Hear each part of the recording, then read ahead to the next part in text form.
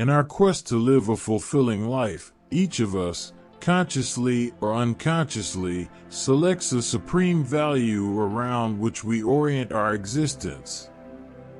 For many, this value is wealth, while for others it may be status, social acceptance, happiness, pleasure, love, knowledge, or comfort. In this video, based on the insights of the philosopher Nietzsche, we will argue that if we want to maximize our health and fulfillment, the value we must prioritize above all is power. The concept of power is often associated with the ability to control others, placing them at the service of our needs and desires. However, Nietzsche did not have this kind of power in mind. For him, the desire to control others is often a manifestation of weakness or an inferiority complex. He saw this as the will of the weak to represent some form of superiority, a meandering instinct toward tyranny over the healthier. For Nietzsche, true power is not Machiavellian control over others, but rather a power that we embody and express within ourselves. It is a power that equates to growth and expansion, or as another philosopher describes it, the improvement of already existing capabilities or activities. For example, when an athlete becomes stronger, he is increasing his power in the same way that a writer improves his writing or a public speaker improves his public speaking skills. As John Richardson wrote in the book Nietzsche's Values, power is more life, as it elevates life to a higher level of capacity and control, representing the transition to a higher level and self-overcoming. So how do we achieve this power? Nietzsche provides us with a guide. The first step is to formulate a goal that meets 4 conditions. It must be meaningful and challenging, promote our health and well-being, or the well-being of others, be conducive to the achievement of personal excellence, and be chosen by ourselves, reflecting our individualities and authentic aspirations. Once we have a goal that meets these criteria, the second step to achieving power is to dedicate consistent time every day to achieving it. During this process, we will encounter obstacles and resistance, such as doubts, fear, anxiety, and laziness. However, in the context of the quest for power, these difficulties represent opportunities. Facing resistance challenges us to stretch the limits of our mind and body, making us stronger. For Nietzsche, resistances are valuable on the path towards power, in the same way that a skilled opponent is valuable for an ambitious warrior.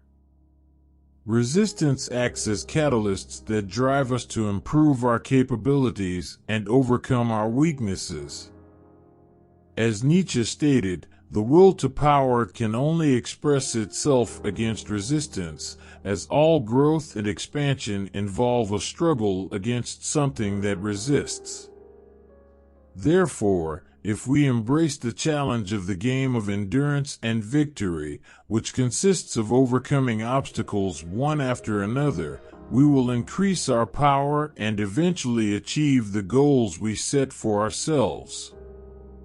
The third step is to define the objective and everything we have achieved or created in the past, directing our focus to the next challenge, which is bigger and more difficult.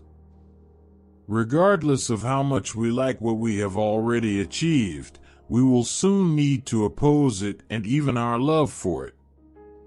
As the philosopher Bernard explained in more detail, someone who desires power should not, under any circumstances, destroy what he has created or hate what he loves. On the contrary, He must overcome what he loves or what he has created, as the quest for power leads to the constant search for greater and more complex challenges.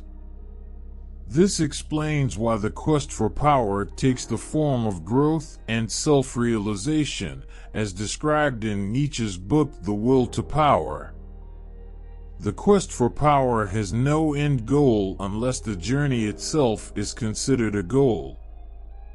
In this context, true happiness lies in progress, choosing a goal, overcoming adversity, increasing our power, and subsequently creating new goals. When we structure our lives around this constant search for power, life becomes meaningful, as it does not depend on an end goal, but rather on the continuous cycle of growth. What is remarkable about Nietzsche's worldview is that it does not require supernatural beliefs nor the need to place hopes for salvation in external entities such as God, science, politicians, or ideologies. It offers a pragmatic approach to coping with suffering, which arises from the need to justify or find meaning in human suffering.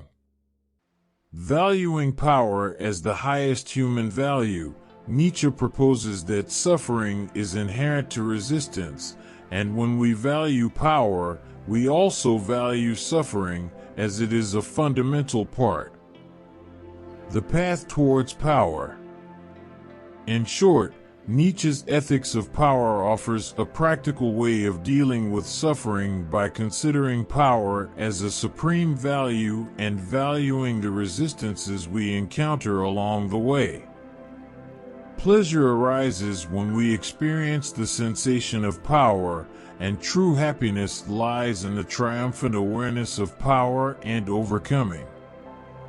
Therefore, suffering is not avoided, but rather embraced as part of the ongoing cycle of seeking power, which is the key to a meaningful and fulfilled life. If you liked the video, don't forget to turn on the notification bell. Leave your like and subscribe to the channel. Thank you, and see you next time.